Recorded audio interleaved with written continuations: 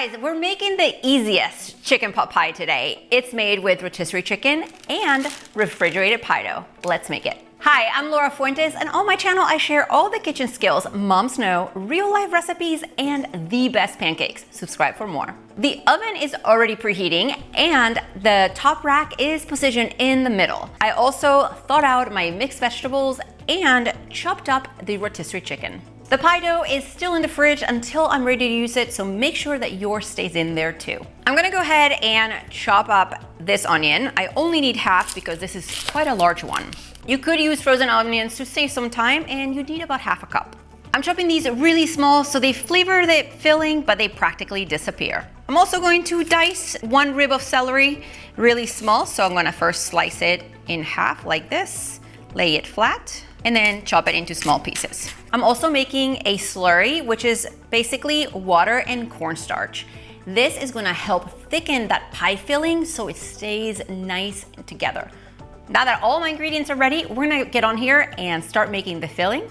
I'm gonna heat my pan over medium-high heat, and once it's hot, I'm gonna add some oil. Let's add the onions and celery to our pan. And we're gonna saute them for about 3 to 5 minutes until they're nice and soft. Next, I'm gonna add all the seasonings, which are garlic powder, paprika, and poultry seasoning. And I'm gonna stir to toast them for about a minute. Then I'm gonna add my mixed vegetables, the cooked chicken, and then the chicken stock to the pan. I'm gonna stir and cook everything for about 5 minutes. As you can see, the liquid is coming to a little simmer or close to it. And at this point, we're gonna add the milk, and then reduce the heat to medium-low and let it come back to a slow simmer. We're gonna add this slurry and mix it really well with the liquid. I'm gonna stir while it simmers for about 3 minutes to help that cornstarch thicken up. And it's literally like magic right before your eyes. As you mix, it keeps getting thicker and thicker.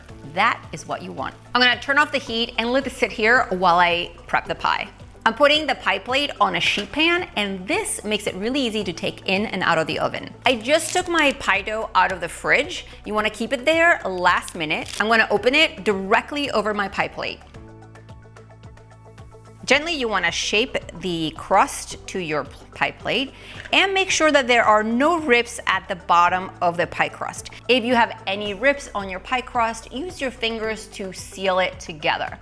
Holes or cracks in your pie crust will lead to your filling seeping out at the bottom, and you'll end up with a soggy crust. Now you take a ladle or a spoon and transfer the pie filling directly into your pie crust, and you're gonna spread it out nice and even on every side. Now the filling is still warm as I'm putting it in the pie, but it's had some time to cool down and the filling has thickened. Now this chicken pot pie yields a really generous filling. You can see it's almost to the top, and that is what you want, so it never feels runny or empty.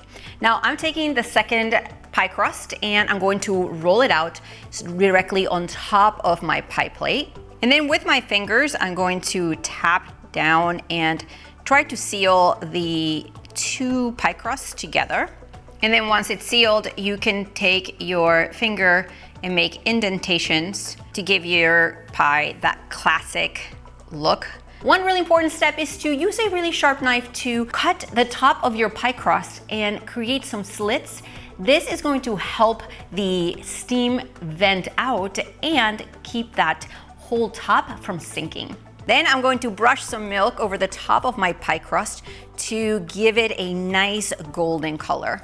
Now to prevent the edges of my pie from browning too much and getting too dark, I'm going to create some strips of foil that I'll wrap around it. I'm gonna cut a large piece of foil and fold it into about a 3-inch strip. Then I just take it and wrap it around, and then you can just use as many strips as needed to cover the whole pie.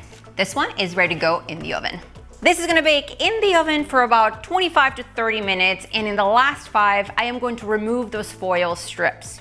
Then I'm gonna take it out of the oven and let the chicken pot pie rest for 10 minutes before serving. This is really important so the pie filling can set. Now that it's had time to settle, let's slice it and check out what it looks like inside. Wow, it's super stuffed, full of chicken and those veggies. Grab everything that you need for this recipe right below this video and make sure to watch this one next. See you next time.